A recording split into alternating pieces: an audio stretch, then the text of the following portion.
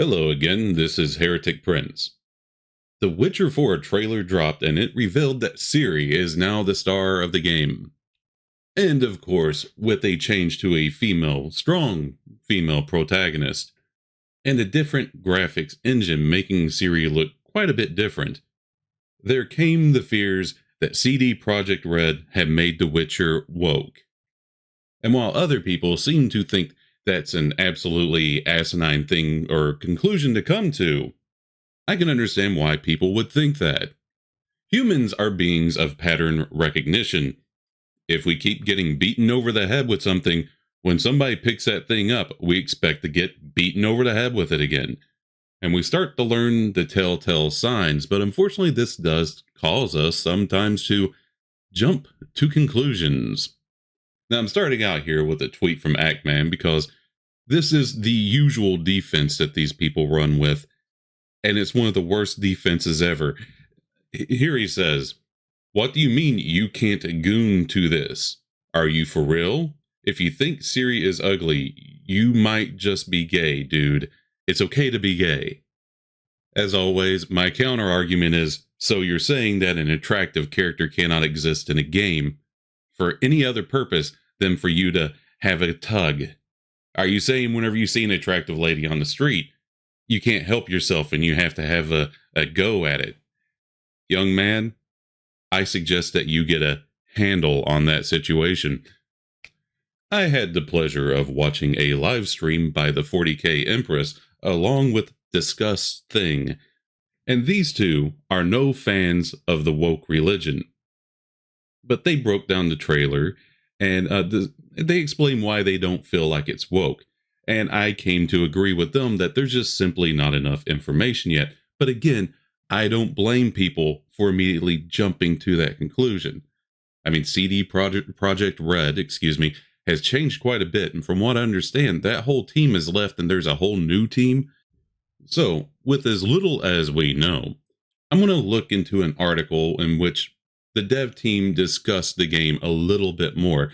This is an article from Bounding into Comics, written by Spencer Biculi, titled, "The Witcher 4 dev team says Ciri's story will not break any canon or even offend canon." I find it so interesting that being offended is so into their lexicon, they think that canon can be offended. It doesn't have emotions. Anyway, continuing on. I've been reading through this just simply for more information. And unfortunately, though, we only have the word of the dev team and we don't know what that's worth. In attempting to quell players' concerns surrounding the highly anticipated sequel's first trailer for The Witcher 4, they say, contrary to whispers on the internet, the game's story will not mess with the series' established canon. Now, I've heard a little bit about this, and apparently the established canon goes much further than the games. You have to read the books, which I'm not a big fan of, that you have to be part of one media to enjoy on another media. Not everybody's big readers, right? Nothing wrong with those people, just some people, they don't like it. At our current point in time, we can only trust them and wait to see what else comes out. Now, this is a shot from the trailer where, I guess these are Witcher eyes. Ciri drinks a potion and gets these eyes, which from what I've been reading around on Twitter, only a Witcher can do that. Debuting to the public on December 12th during the 2024 edition of the Game Awards, the first trailer for CD Projekt Red's next big release finds Ciri now adventuring on her own, attempting to save a young girl from being ritually sacrificed to a bok. Sorry if I mispronounced that, but that's the way I'm going to say it. A new creature with the ability, as explained by game director Sebastian Kalamba to IGN, to smell your fear, to be able to play with your traumas, to paralyze you. Now you see, it's like pattern recognition here. The word trauma has become very watered down. I'm getting flashbacks to Miss Marvel, where her trauma came from all the guys telling her that she's too emotional. I mean, is that what the monster is going to do? She's going to the monster's going to cast a spell on her or whatever, and she's going to immediately see Geralt telling her, stop being emotional. No, but okay. No red flags yet, as far as I'm concerned. I'm just poking fun at it. Okay. Here they pretty much say, that Ciri has a back and forth with the monster, hacking and slashing. The fight goes both ways. Like I said, I watched that stream last night, and they discussed thing, and Empress made a point of saying Ciri wasn't like physically overpowering the monster. She was using her leverage. She was using her agility, which makes sense for somebody of a female body type. Okay, and this just goes on further to say that tragically, the villagers decide to sacrifice the girl anyway. Now, again, it'll be interesting to see if it was woke, they would be doing that with the message of, see, they just want to kill women. Again, I don't think that you can outright say that's woke, because let's face it, in a lot of fantasy adventures, young ladies are sacrificed. What was that movie? Clash of the Champions? I grew up watching that. The whole story revolves around tying a lady to a rock so that the Kraken can kill her or whatever it's going to do. And you see, and this was the concern I was reading from most people. In the lore, apparently no woman has ever survived the trial of the grasses, which you have to go through in order to be a full-blown witcher. Of course, Geralt trained Ciri. She knows how to fight and everything, but from what I understand, you can't take the potions unless you go through those trials.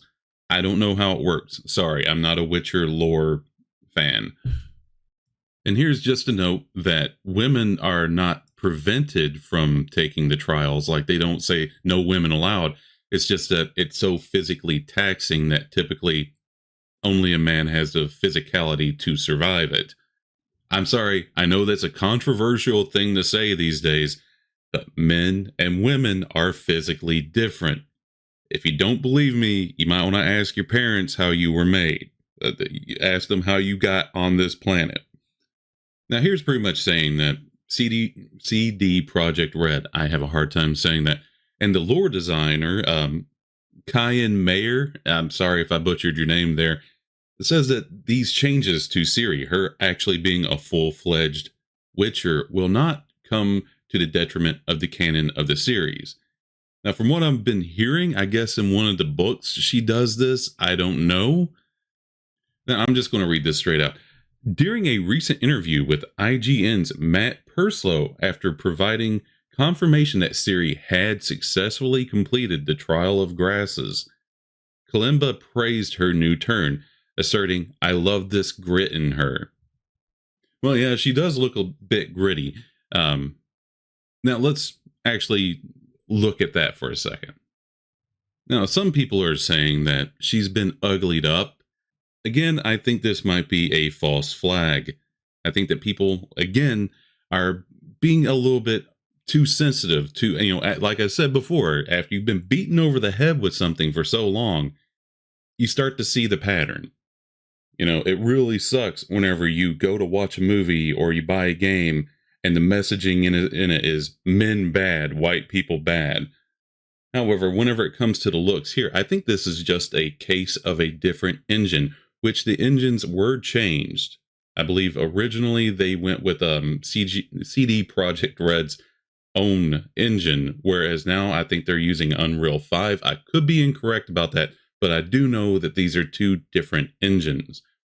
And of course, looks are going to change. And if, with a blank mind going into this with absolutely no bias, I would look at this and say that the picture on the left is an honest attempt to make a new engine female look like the one on the right. I think this was an honest attempt. I don't think that they're attempting here to uglify her up so that way men don't like her. That's what the real complaint is here, folks. It's not about women in games being less attractive. It's why they're doing it. It's the why, not the what. They're doing it because, oh no, men might enjoy this. Well, then I'm not buying your fucking game. If you're making your characters unattractive because you're scared to death I might enjoy what I'm looking at, fuck you. Okay? But this is just, it's a different engine. That's what's causing this. And that's my honest opinion on it. They go on to say, she's almost obsessed with the way she lives. There are some moments where you have to go with your heart instead of always going with calculated calls. And this is what I love in Ciri. She is less calculating, following her heart, her passion, her gut feel. And honestly, if they make that as a distinction between her and Geralt, it's kind of low-key based. Geralt looking at the logic of the situation, Ciri, the lady, going more with her emotions. I'm just saying. But giving us a different protagonist who has a different personality, a different way of making decisions, gives us a different adventure. My only fear in reading this is that she goes with her gut and she goes with her heart, is that, again, I have to stretch for this, but if it were woke, if that's what their aim was, they would make her as this person who's always right, who's always doing the right thing. Even wherever she makes a mistake, it turns out to be the right thing anyway. You can compare that to Rey from Star Wars. How every decision she makes is the right one.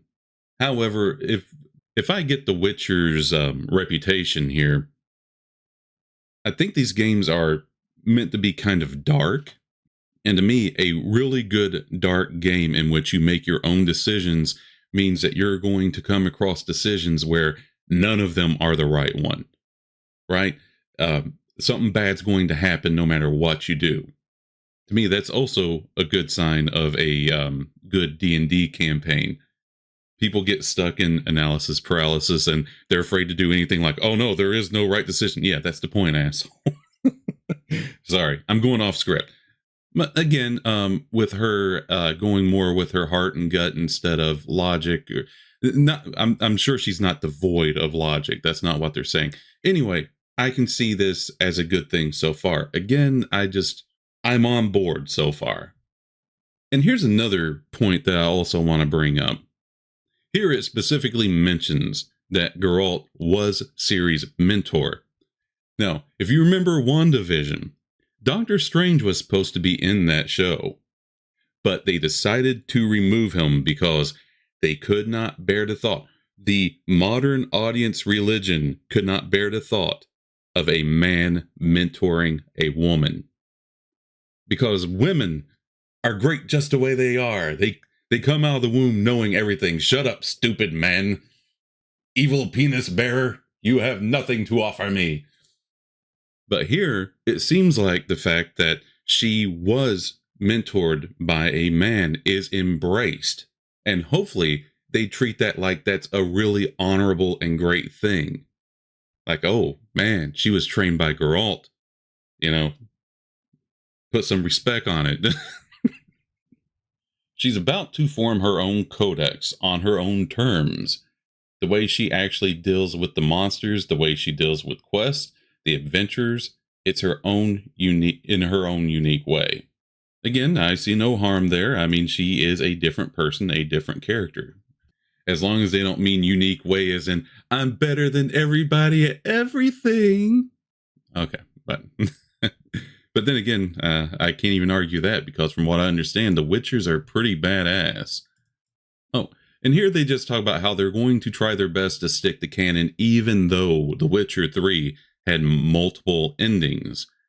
And that the one that could possibly break canon would be the one in which it's implied that Ciri passes away. But even then they argue that, come on, characters die and come back. It's left a little bit open-ended that she might still be alive, so they can go from there. But yeah, whenever a game has multiple endings, keeping canon is next to impossible. Take, for example, Resident Evil 1. There's 4 different endings that you can get in that game. Literally 0 of them are canon. Because in every single one of them, one of the 4 that survive doesn't make it. In every single one of them. And then you go to part 2 and find out that 4 of them survived. Okay, so in this last bit, the designer says that this will not break canon. It will not offend canon, however that's possible. Sorry, I get what they mean. I find that's an odd word to use. In my opinion, what Spencer covered here is the developer's promise to hold true to the lore of the game, and not, what I'm hoping is that they're not going to inject the modern audience lie of a worldview that, these people are evil and these people are good, and just stay true to the story that Witcher fans love. I mean, these people are very passionate about this. You can tell because the second that they got a whiff that something was off, they immediately spoke up. Now, some people can get upset about that. They can get upset about the criticism. They call it, oh, these people are upset about this. No, they're criticizing. You see, that's not the same thing. Being upset is banning laughing emojis from your forum because it hurts your precious fifis. Okay, that's getting upset. The people here, they're criticizing. Now, is it justified? Maybe not, but it's still just criticism. They don't want a religion pushed in their game. They want to enjoy the story that they've been enjoying, and I commend that, and I commend their passion for it. Now, for those of you who disagree with my take here and think that this is absolutely the modern audience religion soaking its way into the game, by all means, speak up. Maybe I missed something. Maybe I'm not understanding anything. I love comments that educate me on these stories, these games, because they create beautiful worlds, and I absolutely love them. Even though I'm not a Witcher enjoyer myself, I've simply heard enough of it secondhand, and I watched the show. I know, boo. I enjoyed it, and I welcome criticism. I welcome any information that you can give me. If you think I'm wrong, once again, tell me. If you think I'm right, tell me that too. Believe me, I love adulation. I'm very self-centered. Anyway, thank you so much for listening. This is Heretic Prince signing out.